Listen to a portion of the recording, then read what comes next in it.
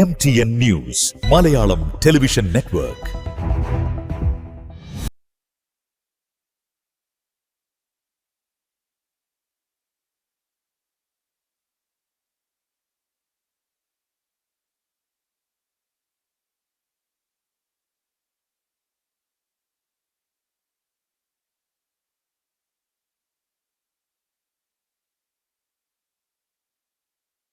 തൃക്കരിപ്പൂരിൽ നിങ്ങൾ ദൃശ്യമാധ്യമങ്ങളൊക്കെ നടത്തിയിട്ടുള്ള സർവേകളിലൊന്നും UDF അനുകൂലമായിരുന്നില്ല എന്നുള്ളത് ശരി തന്നെയാണ്.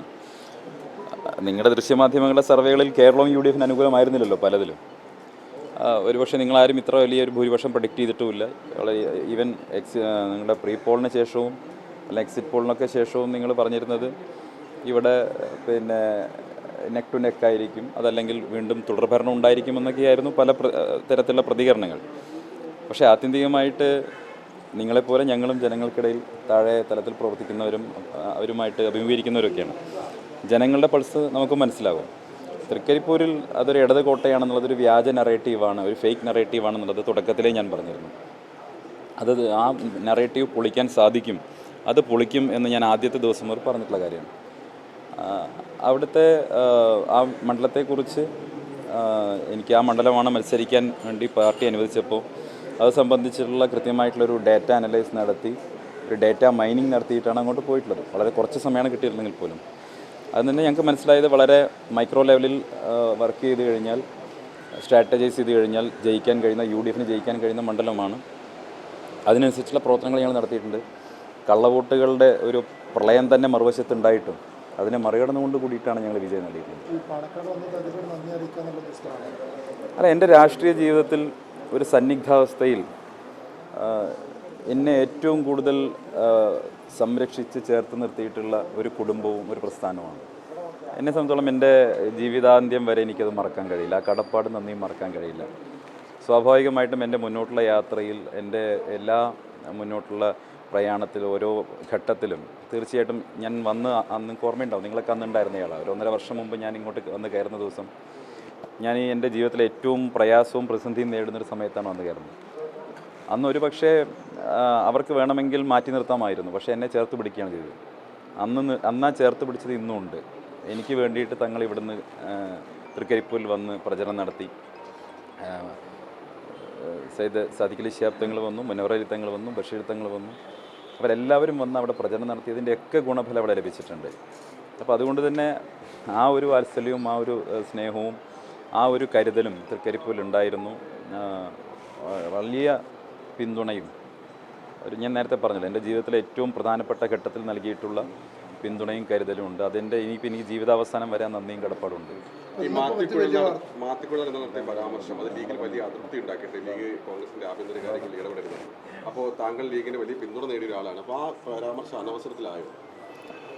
നോക്കൂ, ഞാൻ ഈ കാര്യത്തിൽ ഇതൊരു ജനാധിപത്യ രാജ്യമാണ്. സ്വാഭാവികമായിട്ടും ഇത്തരം വിഷയങ്ങൾ ഉണ്ടാകുമ്പോൾ ചില ആളുകൾ ചില കാര്യങ്ങൾ പറയുമ്പോൾ നിങ്ങളതിനെ അരികും ഒക്കെ കട്ട് ചെയ്തെടുത്ത് വക്രീകരിച്ചുകൊണ്ട് നിങ്ങൾക്ക് താല്പര്യമുള്ള വിധത്തിലൊക്കെ നിങ്ങളത് പുറത്ത് വിടും. എന്നിട്ട് അത് കാണുന്ന ആളുകൾക്ക് ചിലപ്പോൾ വിഷമം ഉണ്ടാവും. ഇതൊക്കെ സ്വാഭാവികമാണ്. ഇതൊക്കെ ഞാൻ കുറേ കാലം അനുഭവിച്ചിട്ടുള്ള കാര്യമാണ്. നമ്മളൊരു കാര്യം പറയും, ചിലപ്പോൾ ഞാൻ വേറൊരാളെ കോട്ട് ചെയ്ത് പറഞ്ഞായിരിക്കും, പക്ഷേ പുറത്ത് വരുന്നത് എന്തായിരിക്കും, ഞാനത് പറഞ്ഞു എന്നായിരിക്കും. ഇതൊക്കെ എന്താണ് പറഞ്ഞത് എന്ന് സംബന്ധിച്ച് പൂർണ്ണമായിട്ടും മനസ്സിലാക്കാതെ സംബന്ധിച്ച് അഭിപ്രായം പറഞ്ഞത് ശരിയല്ല. എന്നെ സംബന്ധിച്ചോളം, വ്യക്തിപരമായിട്ട് എന്നെ സംബന്ധിച്ചോളം, എന്നെ ചേർത്ത് നിർത്തിയിട്ടുള്ള ഒരു കുടുംബം എന്നുള്ള നിലയ്ക്ക് എനിക്ക് വലിയ കടപ്പാടും നന്ദിയും ഉള്ളതാണ്. അത് നേരിട്ട് വരേണ്ടത് എൻ്റെ ബാധ്യതയാണ്. ഇപ്പം ഇന്ന് രാവിലെ മുതലുള്ള ഏറ്റവും വലിയ പ്രധാന ചർച്ച AICC നിരീക്ഷണമായിട്ടുള്ള മുഗൾ വാസ്തുവിന്റെ കയ്യിലൊരു ചിത്രമാണ്. ആ ചിത്രത്തിൽ സന്ദീപ് വാര്യർ KC വേണുഗോപാലിനെ പിന്തുണയ്ക്കുന്നു എന്നതാണ് അങ്ങനെ എഴുതിയിട്ടുണ്ട്. താങ്കളുടെ പേരിന്റെ നേരെ KCയുടെ പേര് എഴുതി. ആ ചിത്രം പുറത്തു വന്നിട്ടുണ്ട്. എല്ലാ ജനാധിപത്യ രാഷ്ട്രീയ പാർട്ടികളിലും ഒരു ഇന്റേണൽ ഡെമോക്രസി ഉണ്ട്, ഒരു ആഭ്യന്തര ജനാധിപത്യം ഉണ്ടായിരിക്കണം. അപ്പോൾ ദൗർഭാഗ്യവശാൽ അത് ഇല്ലാത്ത 2 പ്രസ്ഥാനങ്ങളാണ് CPM ഉം BJP-യും. അവിടെ തീരുമാനങ്ങളൊക്കെ എടുക്കുന്നത് ഒരു കേന്ദ്രത്തിൽ നിന്നാണ്. CPM ആണെങ്കിൽ CPM-ന് ഒരു സെൻട്രൽ പവറുണ്ട്. ആ ഒരു പവർ സെൻറ്ററിൽ നിന്നാണ് തീരുമാനങ്ങൾ വരുന്നത്. BJP-ക്ക് ആണെങ്കിൽ നാഗ്പൂരിൽ നിന്നാണ് തീരുമാനങ്ങളൊക്കെ വരുന്നത്. അത് താഴെ തലങ്ങളിലേക്ക് യാന്ത്രികമായിട്ട് അനുസരിക്കുന്ന ആളുകളാണ് ഇതര രാഷ്ട്രീയ പ്രസ്ഥാനങ്ങളുള്ളതെങ്കിൽ, കോൺഗ്രസ് ഒരു ജനാധിപത്യ രാഷ്ട്രീയ പാർട്ടിയാണ്. അപ്പോൾ നിങ്ങൾ പറയുന്ന കാര്യങ്ങൾ ശരിയാണെങ്കിൽ അത് ഈ കോൺഗ്രസിലെ ജനാധിപത്യത്തിൻ്റെ സൗന്ദര്യത്തെയാണ് കാണിക്കുന്നത്. ഞങ്ങളൊക്കെ അഭിപ്രായം തേടിയിട്ടുണ്ടെങ്കിൽ, ഞങ്ങളൊക്കെ അഭിപ്രായത്തെ മതിച്ചിട്ടുണ്ടെങ്കിൽ അതെന്താ സൂചിപ്പിക്കുന്നത്? കോൺഗ്രസ് ഒരു വിശാലമായ ഡെമോക്രാറ്റിക് പാർട്ടിയാണ്. അവരെല്ലാ സാധാരണക്കാരായിട്ടുള്ള പ്രവർത്തകൻ്റെയും ജനപ്രതിനിധിയൊക്കെ അഭിപ്രായങ്ങൾ കേൾക്കുന്നു എന്ന് പറയുമ്പോൾ അതൊരു മനോഹരമായിട്ടുള്ള ജനാധിപത്യ പ്രക്രിയയല്ലേ? അതങ്ങനെ സംഭവിക്കട്ടെ, അങ്ങനെയാണ് സംഭവിക്കേണ്ടത്. ഞാനതൊന്നും പറഞ്ഞില്ലല്ലോ. ഒരു കോൺഗ്രസിൻ്റെ ആഭ്യന്തര കാര്യം, കോൺഗ്രസിനകത്ത് ഒരു പൊളിറ്റിക്കൽ പാർട്ടിക്ക് ആഭ്യന്തര കാര്യമാണ്. അവിടെ വന്നൊരു ഇൻറ്റേർണൽ എക്സസൈസാണ്. ആ ഇൻറ്റേർണൽ എക്സസൈസിൽ എന്ത് പറഞ്ഞു എന്നുള്ളത് ആ പാർട്ടിയാണ് വിലയിരുത്തേണ്ടത്. ഞാൻ എന്ത് പറഞ്ഞു എന്നുള്ളത് നിങ്ങൾ പുറത്ത് വന്ന ചിത്രത്തിൻ്റെ അടിസ്ഥാനത്തിലോ അതെന്ത് ഞാൻ കണ്ടിട്ടില്ല. അതുകൊണ്ട് എനിക്കത് സംബന്ധിച്ച് ഒന്നും പറയണ്ട. ഞാൻ ഇത്രേ പറയുന്നു. അല്ല, ആ ചിത്രത്തിൽ എന്താണ് എഴുതിയതെന്നോ അതൊന്നും ഞാൻ പറയുന്നില്ല. ഞാൻ ഇത്രേ പറയുന്നു. അല്ല, ഞാൻ പറയട്ടെ, ഞാൻ ഇത് പറയുന്നു. അതൊരു ഞാൻ പറയുന്നത് നിങ്ങൾ ആ പുറത്ത് വന്ന ചിത്രത്തിൻ്റെ വസ്തു എന്താണെന്ന് വെച്ചാൽ ഞാൻ പറയുന്നില്ല. എനിക്കിത്രേ പറയാനുള്ളൂ. കോൺഗ്രസ് എന്ന് പറയുന്നൊരു ജനാധിപത്യ പാർട്ടിയിൽ ഇത്തരമൊരു എക്സസൈസ് നടക്കുന്നു എന്നുള്ളത്, ഒരു ജനാധിപത്യപരമായിട്ടുള്ള പ്രക്രിയ നടക്കുന്നു എന്നുള്ളതിനെ നിങ്ങളൊക്കെ അഭിനന്ദിക്കുകയാണ് വേണ്ടത്. ഇത് അതല്ലെങ്കിൽ എന്താ പറയുക, ഇതെങ്ങനെ ജനാധിപത്യ പാർട്ടിയായി മാറുക?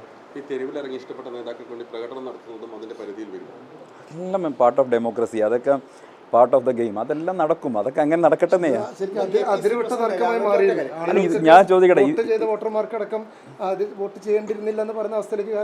ഒരിക്കലുമില്ല. ഞാൻ ചോദിക്കട്ടെ, ഇതൊന്നുമില്ലാതെ ഈ MLA-മാരുടെ ഒന്നും അഭിപ്രായം ചോദിക്കാതെ ഉള്ളൊരു തീരുമാനം ആണ് വരുന്നതെങ്കിൽ അതല്ലേ സത്യത്തിൽ തെറ്റായിട്ടുള്ള കാര്യം? ഇത് എല്ലാവരും അഭിപ്രായം കേൾക്കുക എന്നുള്ളത് ഒരു വേണമെങ്കിൽ പാർട്ടിക്ക് ഏകപക്ഷീയമായിട്ടൊരു നിലപാട് സ്വീകരിക്കാൻ കഴിയുന്ന സാഹചര്യത്തിൽ അത് ചെയ്യാതെ എല്ലാവരും അഭിപ്രായം കേൾക്കുക എന്ന് പറഞ്ഞാൽ ജനാധിപത്യത്തിൻ്റെ സൗന്ദര്യം. അതിൽ മറ്റുള്ളവർക്കും അഭിപ്രായം പറയാൻ വിവിധ സ്റ്റേക്ക് ഹോൾഡേഴ്സ് ഉണ്ടാവും. വോട്ട് ചെയ്ത ജനങ്ങളടക്കമുള്ള സ്റ്റേക്ക് ഹോൾഡേഴ്സ്, അവർക്കൊക്കെ അഭിപ്രായം പറയുന്നത് ഇന്ത്യ മഹാരാജ്യമല്ലേ? ഈ കോൺഗ്രസ് നേടിക്കൊടുത്ത ജനാധിപത്യ അവകാശങ്ങളല്ലേ ഇവിടെയുള്ളത്? ഈ നാടിന് ഇങ്ങനെ അഭിപ്രായം പറയാനും ഇങ്ങനെ പ്രകടനം നടത്താനും മുദ്രാവാക്യം വിളിക്കാനൊക്കെ സ്വാതന്ത്ര്യം നേടിക്കൊടുത്ത പാർട്ടിയുടെ പേരാണ് ഇന്ത്യൻ നാഷണൽ കോൺഗ്രസ്. മൈക്കുകൊണ്ട് നിങ്ങൾക്ക് ചോദ്യം ചോദിക്കാനുള്ള അവകാശം. പ്രകടനം നടത്തുന്നതിലൊന്നും തെറ്റില്ല. എന്ത് തെറ്റ്? ഞങ്ങൾ CPM-മാരെ നടപടിയെടുക്കുന്നതാണ് കരുതിയത്? ഞങ്ങളുടെ തൃക്കരിപ്പൂർ മണ്ഡലത്തിൽ നീലേശ്വരം എന്ന് പറഞ്ഞ സ്ഥലത്ത് ഒരു ഓട്ടോറിക്ഷ സ്റ്റാൻഡ് ഉണ്ട്. VS സ്റ്റാൻഡ് എന്നാണ് അതിൻ്റെ പേര്. ഓർമ്മയുണ്ടോ? പണ്ട് കേരളത്തിലുണ്ടായ പുകലൊന്നും ആരും മറന്നിട്ടില്ലല്ലോ. ആ പ്രശ്നമൊന്നും കോൺഗ്രസിലില്ല.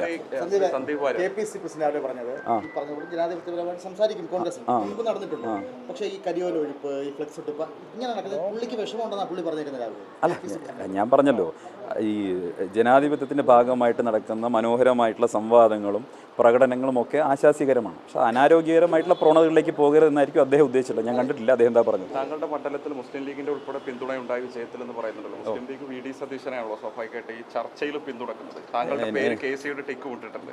അല്ല, ഞാൻ നോക്കട്ടെ, അതെനിക്കറിയില്ല. ലീഗ് എന്ത് നിലപാടെത്തുമെന്ന് സംബന്ധിച്ച് എനിക്കറിയില്ല. ഞാൻ പറയട്ടെ, ലീഗ് എന്ത് നിലപാടെത്തും എന്നുള്ളത് എനിക്കറിയില്ല.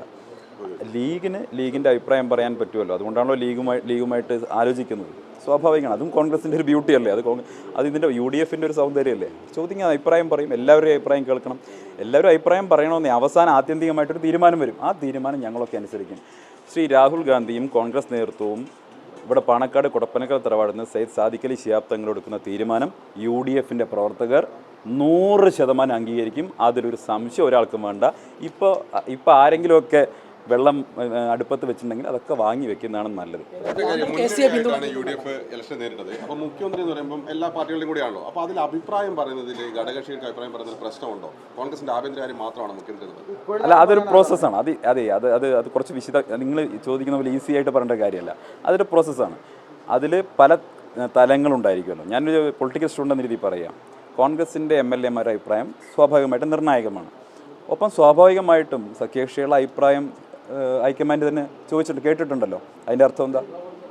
അപ്പോൾ അത് സ്വാഭാവികമാണ്. അവർ അഭിപ്രായം സ്വാഭാവികമായിട്ട് എല്ലാവരുടെയും അഭിപ്രായം കേൾക്കും. അതിപ്പോൾ നിങ്ങൾ അഭിപ്രായം പറഞ്ഞാലും കേൾക്കും.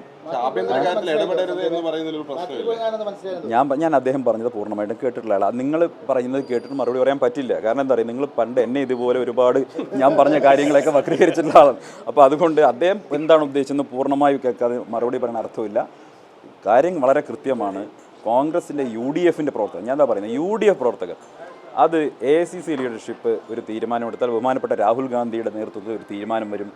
ഇവിടെ പാണക്കാട് സയ്യിദ് സാദിഖ് അലി ശിഹാബ് തങ്ങളുടെ ഒരു തീരുമാനം വരും. ആ തീരുമാനങ്ങളെ ഞങ്ങൾ അംഗീകരിക്കും. ഞങ്ങൾ പ്രവർത്തകരാണ്, ഞങ്ങൾ അച്ചടക്കമുള്ള പ്രവർത്തകരാണ്.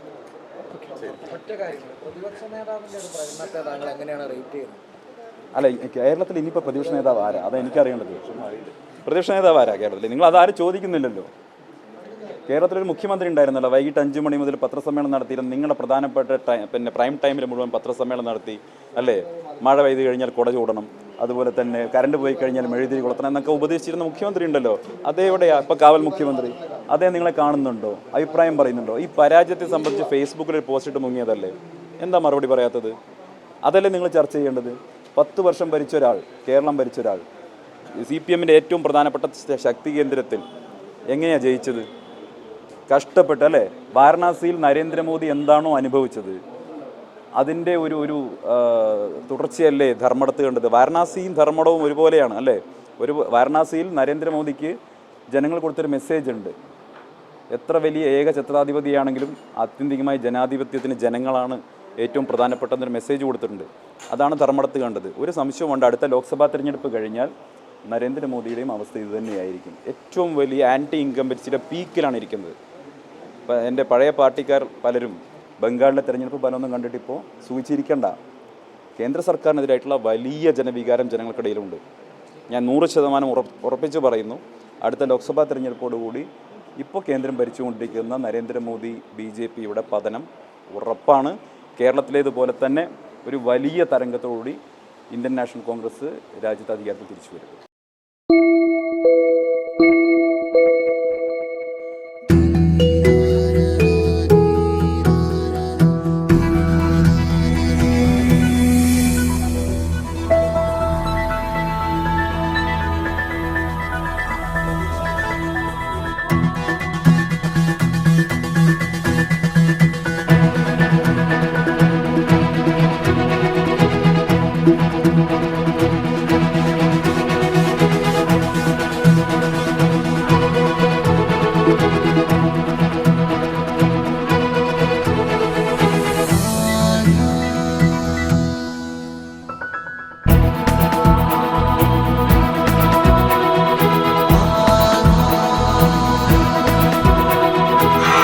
ഹൃദയം പറയും ആധാർ. ആധാർ ഗോൾഡ്, കൊണ്ടോട്ടി, പേരാമ്പ്ര, മഞ്ചേരി, ചെമ്മാട്.